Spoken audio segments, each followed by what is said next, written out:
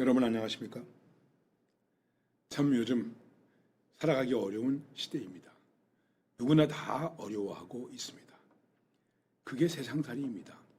아무리 세상이 좋아 보여도 그리고 무엇인가가 잘 되는 것 같아도 우리의 삶 속에는 언제나 어려움이 항존해 있다고 하는 것을 우리는 잊지 말아야 됩니다. 오늘 창세기 말씀을 우리가 함께 배우고 있는데 아브라함 믿음의 조상이죠. 그의 아들 이삭, 우리가 형통하고 하나님의 복을 받은 것으로 생각되지만은 매우 어려운 삶을 살았습니다. 다시 흉년이 들어서 이삭이 그랄 지역으로 가게 됩니다. 그 이후의 모습이 나타나는데 그것이 창세기 26장 11절에서부터 22절 사이의 말씀을 오늘 우리가 보게 되겠습니다. 그리고 함께 부를 찬송은 424장 아버지여 나의 마음을 맡아 주관하시고, 이런 찬송이 되겠습니다. 말씀과 잘 연계해서 생각하시면서 은혜 중에 살아갈 수 있길 바랍니다. 오늘 12절 말씀 보면 이렇게 말씀하고 있습니다. 이삭이 그 땅에서 농사하여 그 해에 100배나 얻었고 여호와께서 복을 주심으로 그 사람이 창대하고 왕성하여 마침내 거부가 되어 이방 땅에서 다른 사람들이 사는 데서 100배나 얻었고 창성해지고 거부가 되었다. 그러니까 주변에 있는 사람들이 어떻게 생각하겠습니까? 두렵게 생각하겠죠. 함께 무엇인가를 나누면서 생각을 하지 않고 두렵게 생각하게 됩니다. 그래서 성경은 말합니다. 14절에서 양과 소가 떼를 이루고 종이 심이 많으므로 블레셋 사람이 그를 시기하여, 그 시기한 것으로만 끝나는 것이 아니라 그 다음 말씀 보니까 그 아버지 아브라함 때에 그 아버지의 종들이 판 모든 우물을 막고 흙으로 메웠더라. 이건 사실은 아브라함이 팠기 때문에 이삭의 소유인데 그 우물을 다 메꿔버렸어요. 그 당시에는 물이 굉장히 귀한 것이었거든요. 사실 어떻게 생각하면 물싸움이라고도 얘기할 수 있습니다. 사실 그 다음에 말씀을 이어가 보면 물싸움이 일어나게 됩니다. 그리고 아비멜렉이 뭐라고 말하면 이삭에게 내가 이제 강해졌으니 우리를 떠나라.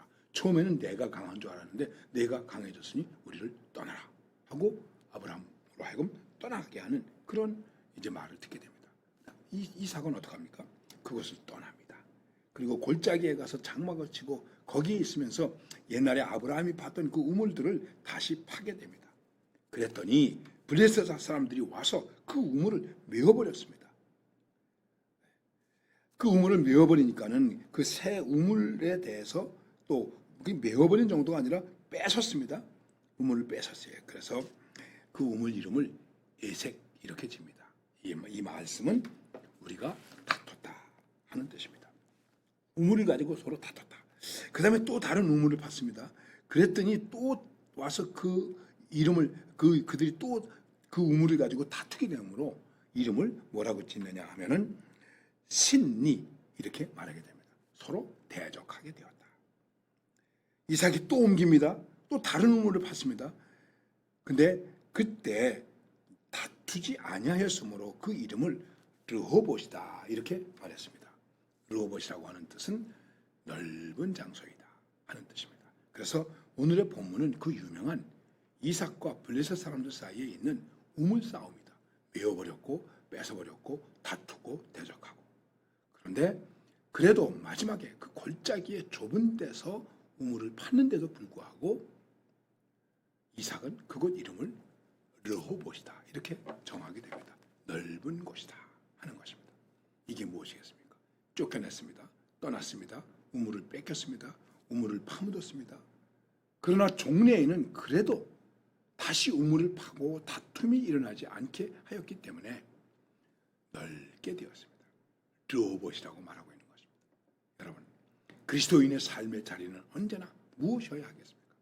르호봇이어야 합니다. 지금 내 삶의 자리가 나의 르호봇이 될 수 있습니까? 우리에게는 르호봇보다는 에색, 다투고 그리고 심리, 대적하고 그런 일들이 더 많이 있습니다.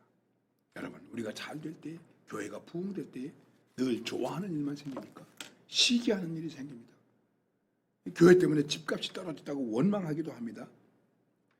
그러나 어쨌든 거기서 번성하게 되었다 하는 것입니다.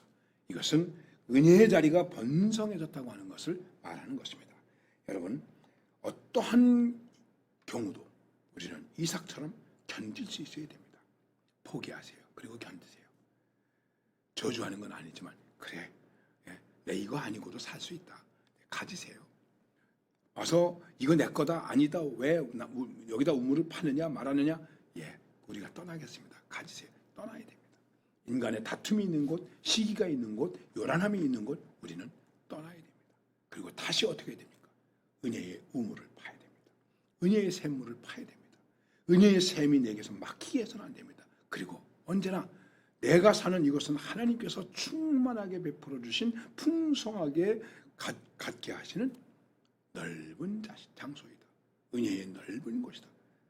언제나 우리는 은혜의 푸른 초장에서, 은혜의 푸른 풀밭에서, 은혜의 대운동장에서 뛰고 놀고 찬송하고 즐거워하고 기뻐할 수 있어야 됩니다.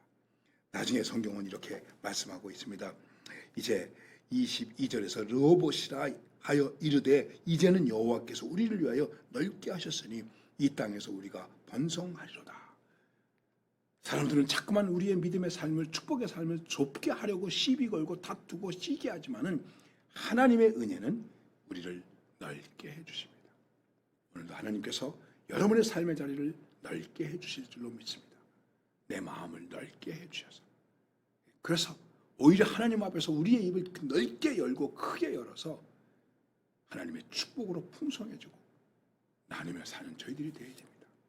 내 삶이 골짜기라고 할지라도 골짜기가 아니라 여기는 은혜의 푸른 초장이다 하는 넓은 마음을 가지고 승리하시길 바랍니다. 주님, 오늘도 넓은 마음으로 이 세상을, 다툼이 있는 이 세상을, 싸움이 있는 이 세상을, 대적하는 사람들이 있는 이 세상을, 시기가 있는 이 세상을 은혜의 넓음으로 살아가게 해주세요. 은혜의 넓음을 베풀게 해주세요. 기도하며 승리하실 수 있기를 바랍니다. 감사합니다.